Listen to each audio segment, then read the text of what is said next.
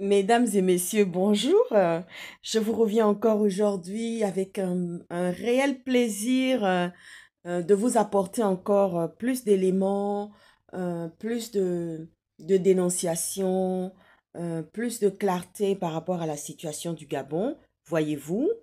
Et vous savez, je vais vous dire quelque chose. Je l'avais déjà dit dans une vidéo qui date, je dirais, à peine un mois, où je disais comme ça que euh, mes stratégies sont imparables et que je ne faisais pas des stratégies à deux balles. Vous voyez ce que je veux dire? Et que mes stratégies sont secrètes. Pour une fois, on va faire une exception. Vous voyez ce que je veux dire? On va faire une exception à la règle concernant la stratégie que je vais vous donner là. Voyez-vous? Et moi, personnellement, je vais l'utiliser à gogo. Vous voyez ce que je veux dire?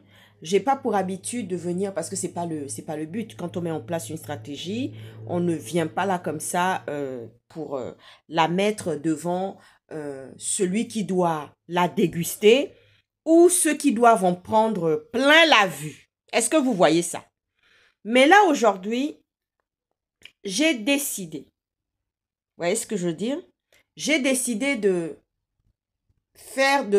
faire une règle, d'enfreindre un peu à la règle concernant la stratégie que j'ai l'habitude de mettre en place. Comment est-ce que je mets ma stratégie en place? Comment je la conserve et comment je la propulse? Vous voyez ce que je veux dire? À la lumière et à l'avant et devant tout le monde. Vous voyez ce que je veux dire? Aujourd'hui, je vais utiliser une stratégie que Monsieur Oligui aura le plaisir de déguster constamment. La stratégie que je vais mettre en place concernant Monsieur Oligui est celle-ci, c'est la stratégie de la planification concernant la vie privée, la vie publique et la vie privée de Monsieur Oligui. Voyez-vous? Je vais mettre en place la stratégie de planification concernant la vie publique et la vie privée de Monsieur Oligui. Il s'agit de quoi? Dorénavant, nous allons souffler le chaud et le froid sur Monsieur Oligui. Vous voyez ce que je veux dire, non? Dorénavant, ça c'est la réponse encore à l'agression sauvage que Tamara a subie et à la plainte que notre bien-aimé, cher et tendre et bien-aimé, Aimé Victor, a subi de la part des autorités gabonaises. Ça, c'est toujours la même colère qui ressurgit. Vous voyez ce que je veux dire, non? C'est la même colère qui ressurgit par rapport à Monsieur Oligui. C'est-à-dire que l'agression sauvage qu'a subie notre belle et jeune fille et intelligente Tamara et notre bien-aimé Victor qui a dû aller répondre devant les autorités françaises, devant les policiers français, concernant une plainte pour soi-disant saccage de urnes. Vous voyez ce que je veux dire, non? Et ça, c'est la réponse, la stratégie que je tenais à vous donner aujourd'hui, voyez-vous, que nous allons utiliser contre Monsieur Oligui. Vous voyez ce que je veux dire, non? Et cette stratégie que nous allons utiliser contre Monsieur Oligui, ça va le mettre dans l'inconfort. Parce que ce n'est pas la première fois que j'utilise cette stratégie. Je l'ai déjà utilisée pour un dictateur qui a reçu un check-out. Vous voyez ce que je veux dire, non? Je l'ai déjà utilisé, apporté en soutien à des gens qui ne voulaient plus voir un dictateur, qui était un sauvageon, qui ne donnait pas droit à sa population, qui faisait tout et n'importe quoi. Et ce dictateur-là, tout le monde le connaît, il est dans le monde entier. Vous voyez ce que tout le monde entier le connaît, pardon. Et il a dû vivre un check-out. Vous voyez ce que je veux dire, non? Donc, Monsieur Oligui peut se lever pour aller faire les fétiches et la sorcellerie. La stratégie que je mets en place là, c'est imparable. Vous voyez ce que je veux dire, non? Dorénavant, voici cette stratégie que je mets là devant vous aujourd'hui. Dorénavant, Monsieur Oligui, nous allons souffler le chaud et le froid dans la vie de Monsieur Oligui. Que ce soit dans la vie publique, que ce soit dans sa vie privée. Vous voyez ce que je veux dire, non? Ah oui, Monsieur Oligui, ça c'est très subtil. Vous voyez ce que je veux dire, non? La stratégie que je viens donner là, c'est très subtil. Monsieur Oligui, nous allons souffler le chaud et le froid sur vous dorénavant. Pour que les gens, les habitants, la population puissent vivre normalement et avoir et obtenir les droits dont qui leur sont dus. Vous voyez ce que je veux dire, monsieur Oligui? Ah oui, nous allons souffler le chaud et le froid sur vous. Ça va vous mettre dans l'inconfort et ça va vous pousser à changer. Ça va vous pousser à ce qu'il n'y ait plus de scandale ni de tortionnaires dans le pays. Vous voyez ce que je veux dire, non? Ni des rangers avec des colts qui tirent comme ça à vous. Vous voyez ce que je veux dire? Nous allons donc souffler le chaud et le froid sur vous. Monsieur Oligui, dorénavant, je vais vous dire quelque chose.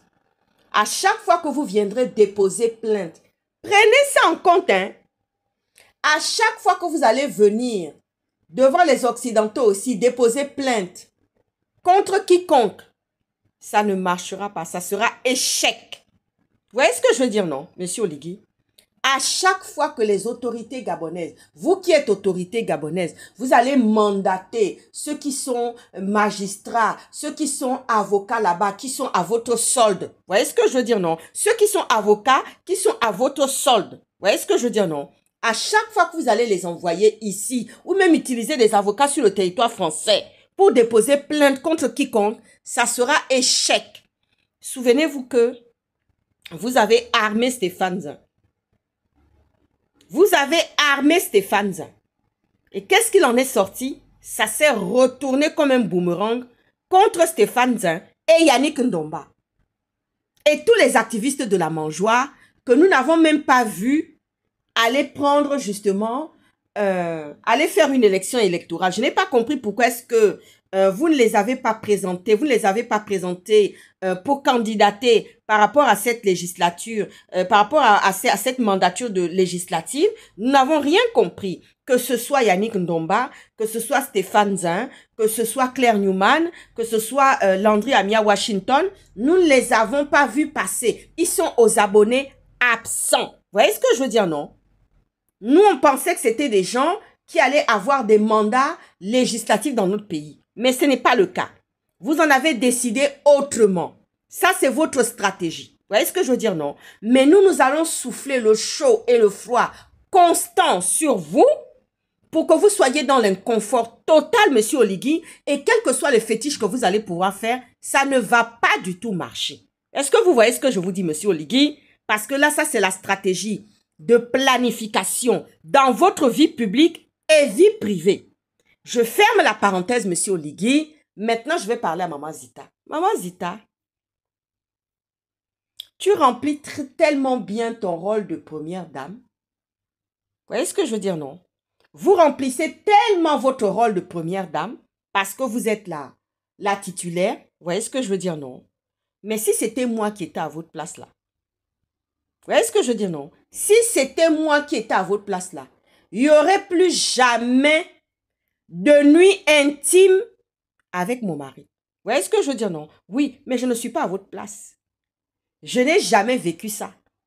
Et je ne vais jamais vivre ça. Vous voyez ce que je veux dire, non? Si c'était moi qui étais à votre place, c'est-à-dire que le monsieur là vienne le soir pour occuper la chambre parentale, la chambre du couple. Vous voyez ce que je veux dire, non? Il n'allait plus jamais me monter dessus. Parce que quand il allait dire, mais comment? Mais vous allez le renvoyer immédiatement à Kango. Ah oui, Maman Zita. Ça, c'est un conseil entre bonnes femmes. Vous voyez ce que je veux dire, non? Oui, Monsieur Oligui nous a donné le droit. C'est Monsieur Oligui avec son mauvais comportement. Parce qu'il a fait il est en train de jouer. Il a joué une sacrée géopolitique qui est la sienne, qui n'est pas la nôtre. En disant, je prends une femme du Sud et je prends aussi une femme de Kango, qui est de l'estuaire. Vous voyez ce que je veux dire, non? Oui, je prends une femme du Sud, de Langounier, et je prends une femme de l'estuaire. Parce que Kango, c'est dans l'estuaire. C'est Komo Kango. C'est dans l'estuaire. Mais si c'était moi qui étais à ta place, maman, J'allais jouer pleinement mon rôle de première dame. J'allais faire ça comme ça, pion. J'allais faire ça comme ça, pion. J'allais faire les selfies comme ça, pion. J'allais rigoler, faire tous les grands souris que je veux. Mais quand on arrive dans la chambre à coucher là, il n'y a rien qui s'y passe. On va discuter. On va parler. Je vais te dire tout ce que... Parce que là même, il va avoir l'oreille attentive. Parce que tu as dit non, je ne te donne plus. Parce que tu es à Congo. Tu as décidé d'être à Congo. C'est là-bas que tu vas faire ton devoir conjugal de la chambre à coucher. Tu vois ce que je veux dire, non? Oui, maman. J'allais lui renvoyer comme ça dans les buts pour dire que c'est là-bas à Congo, Komo Congo, que tu vas faire le devoir de marier. Vous voyez ce que je veux dire, non? Oui. J'allais lui renvoyer comme ça que la vie conjugale, là, intime, physique comme intime, là, c'est au Komo Congo que tu vas faire ça là-bas. Mais moi, là, tu ne vas plus jamais avoir quoi que ce soit. Tu as choisi ton camp. Mais moi, je vais jouer pleinement mon rôle de première dame. Et tu peux être sûr que maman, il va t'écouter. Ah oui, oui. Parce qu'un homme reste un homme. Il peut être président là, comme il est là, tu sais, non? Il est président comme il est là, non? Mais il reste un homme. Il a les mêmes besoins physiologiques que quiconque. Vous voyez ce que je veux dire, non? Il a les mêmes besoins physiologiques que quiconque. Quand il sait que toi qui es la titulaire, toi qui es la jolie marmite, qui a préparé des bonnes choses depuis le début jusqu'à ce qu'il est devenu président, quand il pense qu'il ne va plus manger ça, parce qu'à chaque fois qu'il va venir demander là, tu vas lui dire, retourne au Komo Congo, c'est là-bas où tu dois jouer ton rôle pleinement. Ah oui, c'est là-bas que tu vas aller jouer ton rôle conjugal. Que ce soit physique et intime là, c'est là-bas que tu vas jouer ça. Moi, je vais jouer mon rôle de première dame. Oui, maman, jusqu'à ce que lui-même, il va se faire. Mais je crois qu'il ne va même pas déménager de la chambre. Il va rester dedans quand même. Parce qu'il a déjà suffisamment à Congo. Parce que quand le jour J arrive, mais il va dormir là-bas à Congo. Il va jouer pleinement son rôle parental, son rôle de père et son rôle de conjugal, de physique et intime. Vous voyez ce que je veux dire, non? Ça ne manque pas. Il aura la frustration parce qu'il ne peut plus manger ce plat-là qui était très bon, qui lui a donné plein de bonnes choses. Vous voyez ce que je veux dire, non? Mais tu vas seulement le renvoyer à chaque fois dans les buts là-bas à Congo. Il ira se servir au Komo Congo. J'ai dit. Et monsieur Oligui, quels que soient les fétiches, quelle que soit la sorcellerie que vous pouvez faire, ça ne va pas marcher. Parce que l'aveugle, quand il te dit qu'il va te jeter le caillou, c'est qu'il a déjà le caillou à la main. Tu as vu, non? Oui, je me suis levée très tôt, depuis très longtemps, avant de venir te sortir cette stratégie-là. La planification stratégique de la vie publique et privée de monsieur Oligui. Vous voyez ce que je veux dire, non? Ça, là, c'est pas d'aujourd'hui. Ça, là, c'est la réponse à l'agression de la jolie petite Tamara, intelligente, pleine de grâce, et de monsieur Aimé Victor, qui est notre bien-aimé, cher et tendre bien-aimé. Oui, non, monsieur Oligui? Voilà. Donc, on va faire une planification sur vous. On va souffler le chaud et le froid matin, midi et soir. Ça va vous mettre dans l'inconfort. Maman Zita, j'ai parlé, hein? Ah, ciao, ciao.